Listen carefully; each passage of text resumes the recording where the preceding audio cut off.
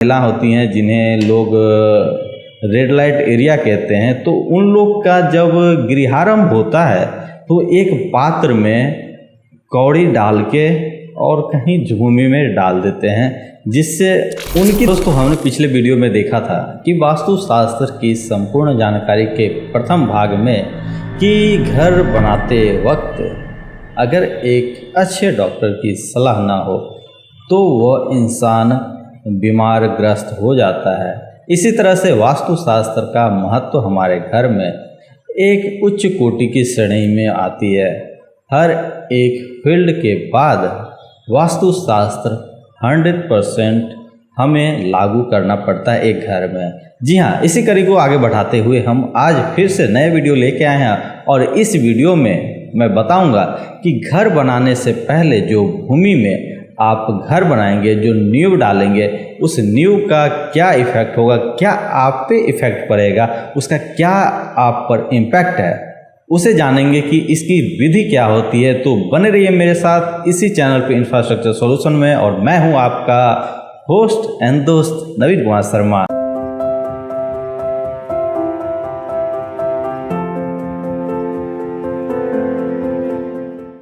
जैसा कि हम लोग जानते हैं कि भूमि पूजन के पहले भूमि की जांच करनी पड़ती है कि वह भूमि किसके लिए है, ब्राह्मण भूमि है, क्षत्रिय भूमि है, शूद्र है, वैश्य है, आखिर भूमि की क्वालिटी क्या है। उस क्वालिटी को परखने के लिए हमें 5 तरह के ब्राह्मण को ले जाना पड़ता है। सबसे पहली चीज़ आती है ब्राह्मण।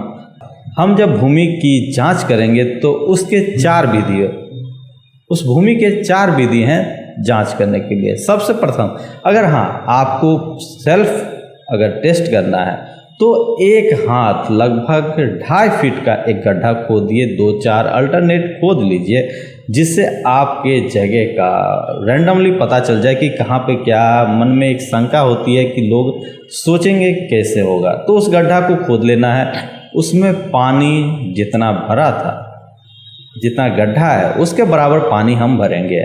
अब जांच करने की विधि शुरुआत हो जाती है। तो उस पानी भरने के बाद हम अब अगले दिन हम देखेंगे कि वह पानी की लेवल क्या है। सबसे पहली बात, अगर वो पानी का लेवल बराबर है, उसी लेवल पे है, तो वह भूमि अच्छी है मगर उपजाऊ नहीं है। क्योंकि अगर मिट्टी हमारा वाटर एब्जॉर्ब नहीं करेगा तो वो वनस्पति या कहें तो हमारा वेजिटेशन को नया जीवन कैसे दे सकता है। अगर वेजिटेशन को नया जीवन नहीं दे सकता तो फिर वो इंसान को कैसे देगा। दूसरी विधि इसी में सेल्फ कर सकते हैं कि उस जगह के गड्ढे खोदने के बाद जितनी मिट्टी हमने निकाली है, अब उसे मिट्टी हम उसमें डाल देंगे। अब यहाँ पे आती है जांच की विधि। डालने के बाद देखेंगे कि अगर मिट्टी हमारा पूरा गड्ढा भरने के बाद भी बच जाता है तो वह मिट्टी धन और पुत्र देने वाली होती है। इसी के विपरीत अगर वह मिट्टी डालने पे मिट्टी बच जाए, अगर और डालने की नौबत आ जाए, मतलब कि गड्ढा भरा भी नहीं और सारी मिट्टी उसमें चली गई, ये विपरीत आपका धन नाश करेगी और आपको सतर्क रहना है। अब नेक्स्ट आते हैं कि हमें नेक्स्ट विधि क्या है। तो पहली उसी तरह से गड्ढा खोदना है, हमें पानी डालना है, 5 ब्राह्मण ले जाने हैं और यज्ञ की जगह डिसाइड करनी है जहाँ पे यज्ञ होना है।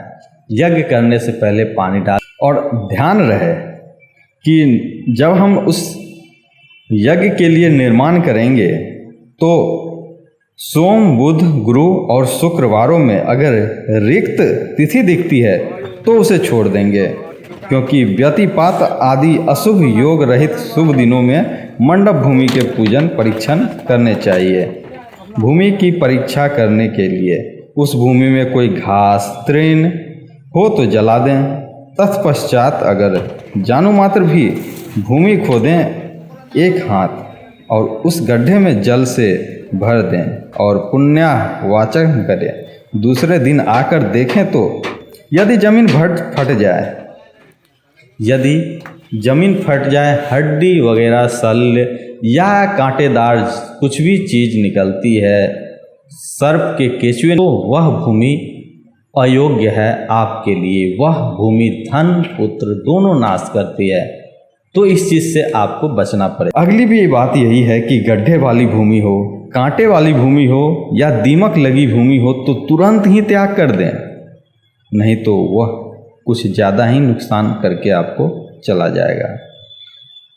अब हम बात करेंगे कि खनन के साथ जो सामग्री निकलती है उस सामग्री की क्या क्या प्रमुखताएं हैं, क्या विशेषताएं हैं, आपके घर के लिए वह शुभ है, आपके लिए कितना अशुभ और शुभ है, उसके बारे में जानेंगे। तो चलिए शुरू करते हैं कि खनन के साथ अगर हमें प्राप्त होती है वस्तुएं। पहला, अगर उस जगह खोदने पर दीमक हो या अजगर जैसा कुछ दिखे, भूमि पर बिल्कुल निवास न करें। तूस हो, भूसा, सर्प, अंडा आदि दिखे तो समझ जाइए कि वह आपके मृत्यु का कारण है। वहाँ पे निवास जैसे करेंगे तो मृत्यु का आप आह्वान करेंगे, यमराज को सीधा आप इन्विटेशन कार्ड भेज रहे हैं कि आइए और हमें लेके जाइए, इस धरती के मोह माया से दूर कर दीजिए। अगली बात आते हैं कि अगर कौड़ी मिल जाए, जो कि अब कौड़ी कैसे मिलती है। सबसे पहली बात, कौड़ी मिलती है जैसे आप देखते होंगे जो समाज से विचलित महिला होती हैं, जिन्हें लोग रेड लाइट एरिया कहते हैं, तो उन लोग का जब गृहारंभ होता है तो एक पात्र में कौड़ी डाल के और कहीं भूमि में डाल देते हैं, जिससे उनकी तरक्की होती है, क्योंकि उनका जीवन दुख, कलह, क्लेश और आत्मग्लानि से भरा रहता है। लेकिन एक दाम्पत्य जीवन के लिए ये चीज़ दुखद है।